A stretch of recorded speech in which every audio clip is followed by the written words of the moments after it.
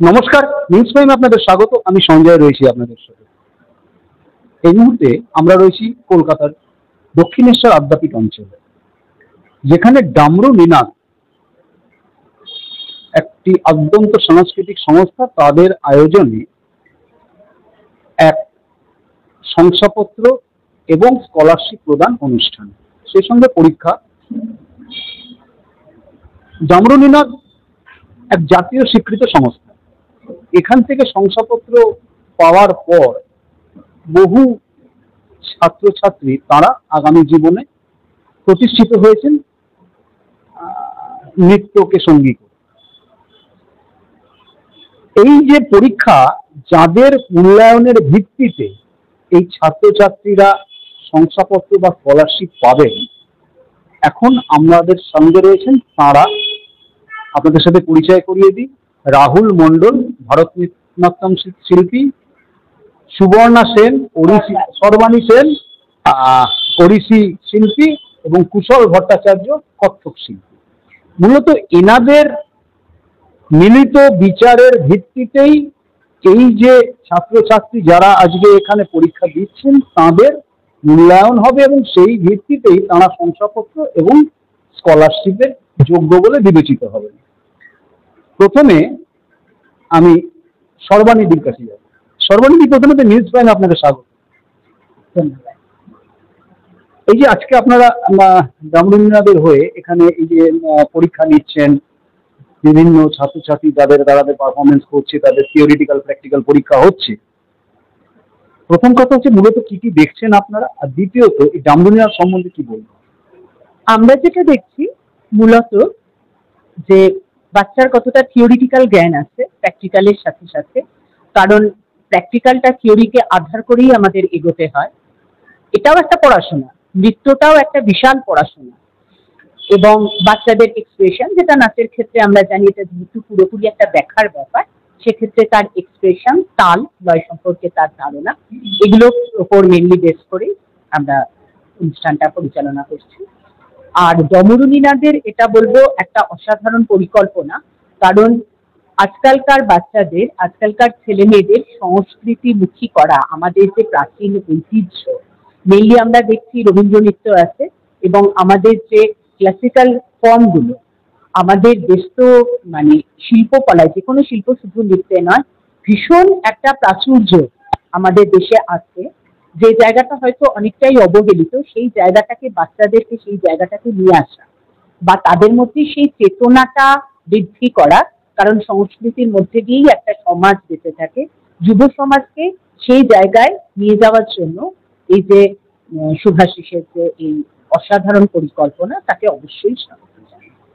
আপনি যখন সংস্কৃতি এবং সমাজের কথা বললেন, অনিবার্যভাবে একটা প্রশ্ন এই মুহূর্তে আমার মনে এসে গেছে, যেটা সমাজকে উত্তাল করেছে বিগত কিছুদিন ধরে এক নারকীয় দিল্লি সহ ঘটনার পরিপ্রেক্ষিতে, এবং আজকে সারা পৃথিবীর 27টা দেশে একযোগে বিক্ষোভ প্রতিবাদ আন্দোলন চলছে। একজন মহিলা হিসেবে কিভাবে দেখছেন? দেখুন, ব্যাপারটার শুরুটা কিন্তু অনেক গভীর। এই ঘটনা চিরকাল হয়ে এসছে এবং আমরা যদি ইতিহাস পর্যালোচনা করি, এক একটা সাম্রাজ্যের পতন হয়েছে, আর একটা সাম্রাজ্য তৈরি হওয়ার আগে মাঝখানে যে নারকীয় অত্যাচার, বিশেষ করে মহিলাদের উপর অত্যাচার, এটা কিন্তু চলত। যার জন্য আমরা ইতিহাস পড়তে গিয়ে দেখি যে এক রাজা মারা গেলে, মানে একটা সভ্যতার যখন পতন হচ্ছে, একটা ডাইনেস্টি যখন পতন হচ্ছে, অনেক সময় বলা হতো না রাজা মারা গেছে, যতক্ষণ না পর্যন্ত পরে রাজা ঠিক হতো। সুতরাং মহিলাদের উপর অত্যাচার সেটা ছিল। এবং আজকে এই ঘটনা, কলকাতার ঘটনা শুধু না, বিভিন্ন দেশের বিভিন্ন জায়গায় এবং পৃথিবীতেও এই ঘটনাটা যে ঘটে না তা কিন্তু নয়। সুতরাং এই যে প্রবলেমটা, এটা অনেক গভীরে, শিক্ষার গভীরে।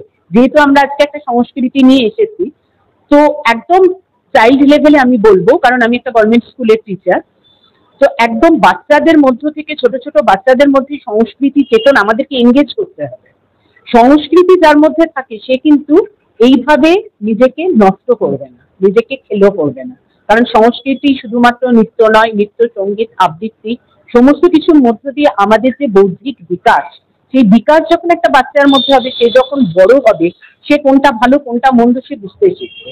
শুধুমাত্র পড়াশোনা তো নয়, পড়াশোনা অনেকেই জড়িত আমরা দেখছি, তারা উচ্চ শিক্ষিত। তো শিক্ষাটা শুধুমাত্র তাই না, সংস্কৃতি, বিশেষ করে নাচে যারা আছে, গানে যারা আছে, আমার দুই পাশে দুজন মানে ভরতনাট্যমের একজন, কত্থকের একজন শিল্পী, তারা ফুল টাইমার। তো এই যে সংস্কৃতিটা, এটাও কিন্তু একটা পড়াশোনা, বিশাল পড়াশোনা, যার জন্য থিওরিটা ভীষণভাবে দেখা হচ্ছে যে বাচ্চারা কতটা বুঝছে। তো সেইটা আমাদের বৌদ্ধিক বিকাশের জন্য এটা ভীষণভাবে প্রয়োজন। আমি মনে করি এটা স্কুল লেভেল থেকে বাচ্চাদের এনগেজ করা হচ্ছে। এইবার আমরা আসব কুশল বাবুর কাছে। কুশল বাবু কত্থকের প্রতিযোগিতা শিল্পী, আজকের বিচারকও বটেন, পরীক্ষকও বটেন। কুশল বাবু, প্রথমে নিউজ টাইম আপনাকে স্বাগত। ধন্যবাদ। আজকে এই যারা পারফর্ম করছে এখানে বা পরীক্ষা দিচ্ছে, মূলত আপনারা কি কি দেখছেন, আর তাদের অনেক অপরিচিত প্রতিভাও তো আসছে উঠে, কতটা উৎফুল্ল হচ্ছে যে অপরিচিত প্রতিভা যেগুলো ছড়িয়ে আছে ডামরুলিনাদের প্ল্যাটফর্ম পেয়ে তারা তাদের বিকশিত হওয়ার সুযোগ পাচ্ছে, এই বিষয়টা কি? দিদি তো বলে দিলেনই, আজকে একটা প্রতিযোগিতা আর পারফরমেন্সের একটা পার্থক্য। মানে আমি এই কারণেই বলছি, এটা হচ্ছে একটা পরীক্ষা। হ্যাঁ, আর একটা নাচের শুধু পরীক্ষা বিশেষ না, একটা আমরা যখন স্টেজ পারফর্ম করি তখন তার একরকম ধারা থাকে, পরীক্ষা যখন আসে তখন তার ধারাটা অন্যরকম। একজন কেউ খুব ভালো নাচ করছেন কোনো মঞ্চতে, একটা প্রদর্শনমূলক নৃত্য আর পরীক্ষামূলক নৃত্যর মধ্যে কিন্তু পার্থক্য আছে। পরীক্ষামূলক নৃত্য যখন হয়ে যায় বা এই প্রতিযোগিতামূলক বা এই পরীক্ষা, স্কলারশিপ পরীক্ষাগুলো যেখানে হয়, সেখানে বিভিন্ন অ্যাঙ্গেলগুলো বা প্রোটোকল আমাদের দেখতে হয়। যে নাচটা করছে সেই নাচটার সাথে তার পোশাকটা কতটা যাচ্ছে, তার মুদ্রা অর্থাৎ কোরিওগ্রাফি, যেটা আমরা চলতি কথায় বলে থাকি, সেই কোরিওগ্রাফিটা কতটা সামঞ্জস্য বিধান, তার তাল লয়ে কতটা সামঞ্জস্যভাবে যাচ্ছে, বা আমরা একটা খুব চলতি কথা বলি তালকে বা লয়কে নিয়ে খেলা, সে কত সুন্দরভাবে খেলে সময় এসে পড়ছে এবং উপস্থাপনা। আর যেহেতু এটা পরীক্ষামূলক ব্যাপার, এখানে তো ভাইভা থাকবেই, এবং আমার মনে হয় ভাইভাটা খুব ইম্পর্টেন্ট। কারণ অনেক ক্ষেত্রে দেখা যায় প্রচুর খুব ভালো নাচ করতে পারছে কিন্তু সে বেসিকটা জানে না। হ্যাঁ, যেমন কত্থক নৃত্য কি, কেন কত্থক নৃত্য কোথা থেকে এসছে সেগুলো তারা জানে না, দুটো বোল করে ফেললো তারা, বা সাপোজ একটা বোল করলো, সেই বোলটা কি বোল, কেন এটাকে সেই বোল বলা হয়, এই জিনিসটা, এই জ্ঞানটা যতক্ষণ না পুরোপুরি তার মধ্যে আবৃত হবে ততক্ষণ সেই জায়গাটা, তার এক্সপ্রেশনটা তার আসবে না, বোলটার সাথে মাধুর্য তো তার আসবে না, হস্তক আসবে না, বা একটা কুন্ডি, একটা গজল আমি কেন করছি, এর মানেটা কি, আমাকে আমার স্যার বা ম্যাডাম শিখিয়ে দিলেন, আমি সেটা করে ফেললাম, সেইটার একরকম ব্যাপার। আর আমি নিজে বুঝে যদি করি, তার অভিনয় পাঠ বা তার যেটা আমি দেব, সেটার ব্যাপ্তিটা অনেকটা বেশি হবে। তো থিওরি জ্ঞানটা কিন্তু খুব দরকার। হ্যাঁ, আর যেটা আজকে পরবর্তী প্রশ্নটা ছিল যে আজকে যারা করছে প্রত্যেকেই তাদের জায়গায় জায়গায় শ্রেষ্ঠতম দিচ্ছে। আর পরীক্ষাটা বলতে ওই 3-4 মিনিটের বা 5 মিনিট আমরা দেখছি, খুব সাধারণ ব্যাপার।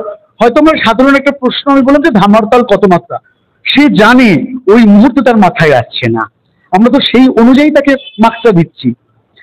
আমি তো তার সারা বছরের কর্মকাণ্ড, সে কি করছে, তার স্কুলের মেরিট ব্যাপারটা কি, সেটা তো বুঝতে পারছি না।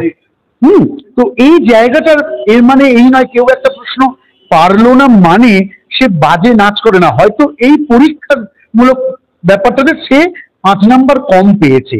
এই কে 5 নাম্বার বেশি পেল, 5 নাম্বার কম পেল, সেটা থেকেও কি কতটা ভালো ভবিষ্যতে এগোতে পারছে, সেটা কিন্তু খুব ইম্পর্টেন্ট।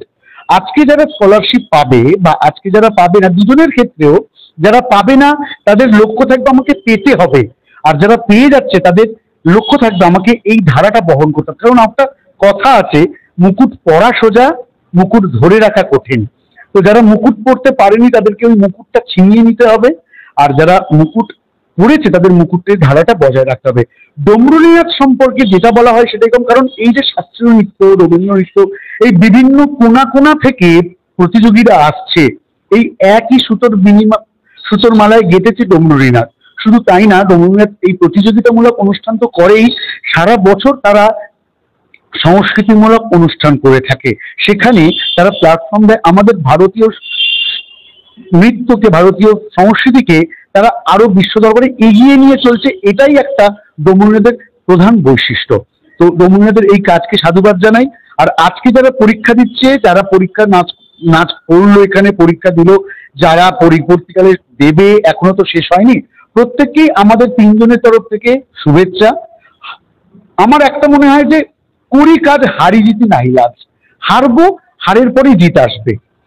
হ্যাঁ, কেউ হয়তো আজকে জিততে পারলো, কেউ পারলো না, বাট এই যে পার্টিসিপেন্ট করাটা। এবং আরো একটা জিনিস আমার একটুখানি বলতে ইচ্ছে করছে যে কোয়ালিটিটা এত সুন্দর। আমি অনেক বছর ডমরুনিয়াদের সাথে যুক্ত, বিভিন্ন আগের বছর প্রতিযোগিতামূলক অনুষ্ঠানেও এসেছিলাম এদের স্কলারশিপ পরীক্ষাটাতে। এই বছরের প্রতিযোগিনী বা প্রতিযোগীর কোয়ালিটিটা যেন আরো বেশি। আর এটার জন্য সর্বসাধারণের যে অভিভাবক বৃন্দকে, তাকে একটা সাধুবাদ জানাতে হয় যে আপনারা এই বিদেশি কালচার, যেটা আমরা বলি যে গড়িয়ে গড়িয়ে কাঁধে উঠে দৌড়ে এসে নাচ করা, যে আজকাল একটা প্রচন্ড রকম মানে এফেক্ট হয়ে গেছে রিয়েলিটি শো। হ্যাঁ, কিছু নেই, চারটে গড়িয়ে দিলাম, এই গড়ানোর থেকে যে পাটা মেরে মেরে নাচ করছে, আমাদের ভারতীয় সংস্কৃতিকে শিখছে, তার জন্য আমি অভিভাবকদের সাধুবাদ জানাই। আপনারা আমাদের সংস্কৃতিকে নিয়েই চলুন।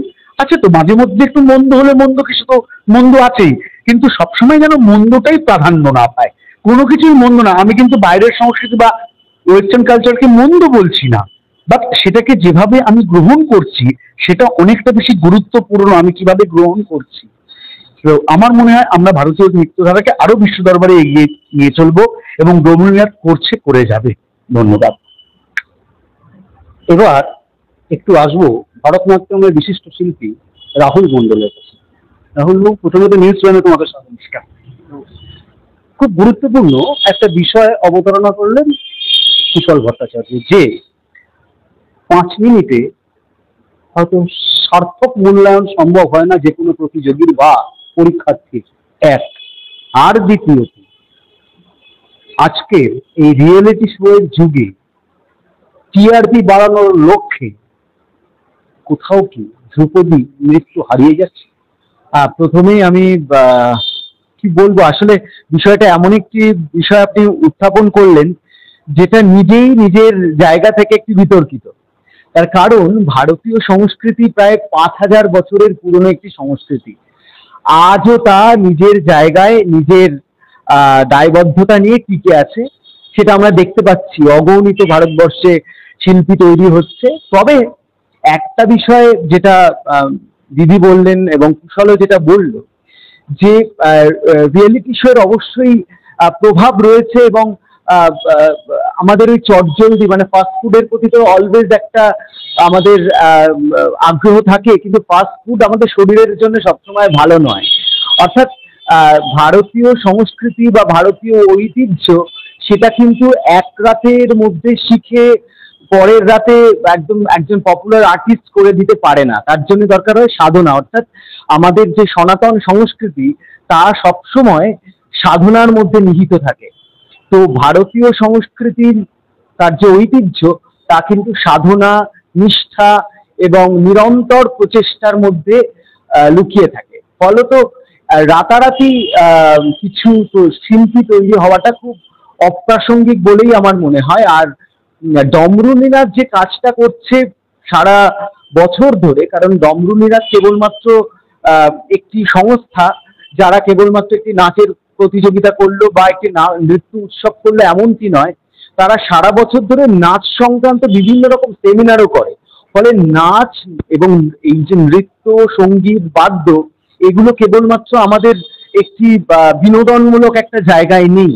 আজকে আপনি যদি লক্ষ্য করেন, দেখবেন ভারতবর্ষের তাবড় তাবড় বিশ্ববিদ্যালয়ে নৃত্য নিয়ে পড়াশুনো করানো হয়। এর থেকে পাস আউট হয়ে অনেকে নেট কোয়ালিফাই করছে, পিএইচডি করছে, আরো কত কি। আর নৃত্যের কেবলমাত্র একটি দিশা নয় যে একজন নৃত্যশিল্পী সে নৃত্য পরিবেশন করলো, কেবলমাত্র স্টেজ থেকে সে বাড়ি চলে গেল, এমনটা নয়। মানে একজন নৃত্যশিল্পী সে ভালো ক্রিটিক হতে পারে, সে খুব ভালো একজন অথর হতে পারে, সে খুব ভালো একজন নৃত্য গুরু হতে পারে, সে নৃত্যশিল্পী হতে পারে। ফলে নৃত্য, সঙ্গীত, বাদ্য বা সংস্কৃতির বিভিন্ন আনাচে কানাচে যা কিছু আছে, তার কেবলমাত্র একটি মাত্র দিশা নেই, তা অনেকগুলো দিশায় কিন্তু ছড়িয়ে রয়েছে। ফলত এই ধরনের সংস্থা, অর্থাৎ ডমরুনিনাথ যে ধরনের কাজ করছে, তাতে করে কিন্তু ভারতীয় সংস্কৃতির যে ঐতিহ্য, তার যে পরম্পরা, তা কিন্তু আরো সুদূর প্রসারী হচ্ছে। আমরা সে বিষয়ে খুব সচেতনভাবে ডমরুলীনাথ কিন্তু আমাদেরকেও সেই যাত্রাপথে আমাদেরকে অংশীদার করে তুলেছে।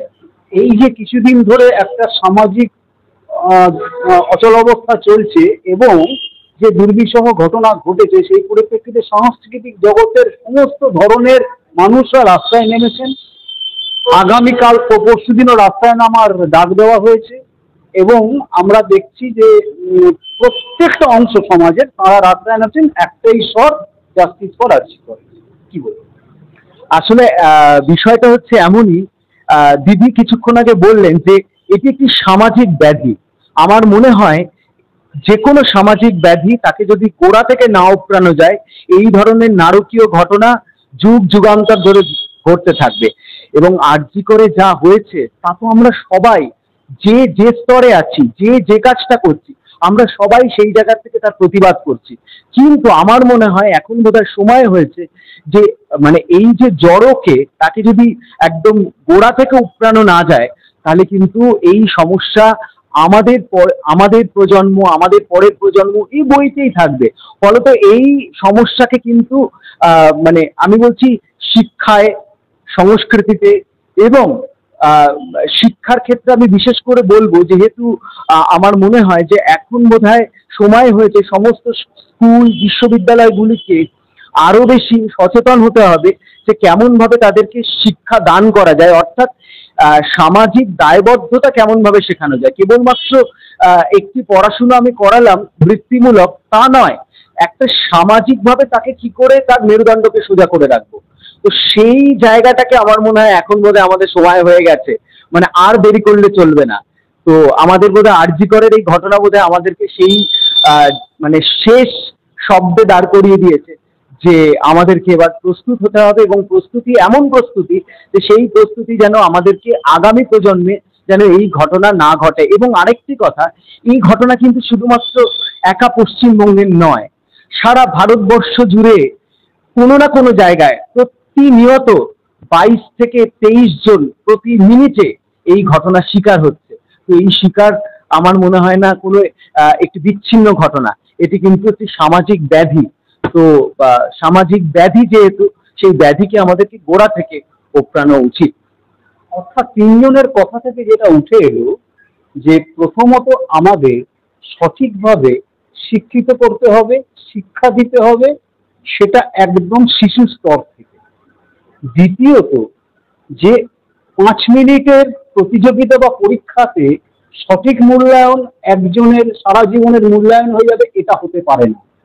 কারণ হয়তো সেই মুহূর্তে তার কোনো পারফরমেন্সের বা কোনো তার প্রতিযোগিতার ক্ষেত্রে অসামঞ্জস্য ছিল, কিন্তু আগামীতে বা অতীতে অত্যন্ত ভালো পারফরমেন্স বা তার ছিল, কিন্তু সেই মুহূর্তে যদি তার সেই মূল্যায়ন করা হয় তাহলে হয়তো সঠিক মূল্যায়ন হবে না। আরেকটা যেটা গুরুত্বপূর্ণ জিনিস উঠে এলো সেটা হচ্ছে হয়তো আজকের যুগেই প্রভাব আছে রিয়েলিটি শো, মোবাইল ইত্যাদি ইত্যাদি, কিন্তু চর্চা যেটা আসল জিনিস, যদি চর্চা না থাকে তাহলে কিন্তু সাংস্কৃতিক জগতে কেন কোনো জগতেই প্রতিষ্ঠিত হওয়া সম্ভব নয় যদি সঠিক চর্চার মাধ্যমে সেটাকে আত্মস্থ করা না যায়।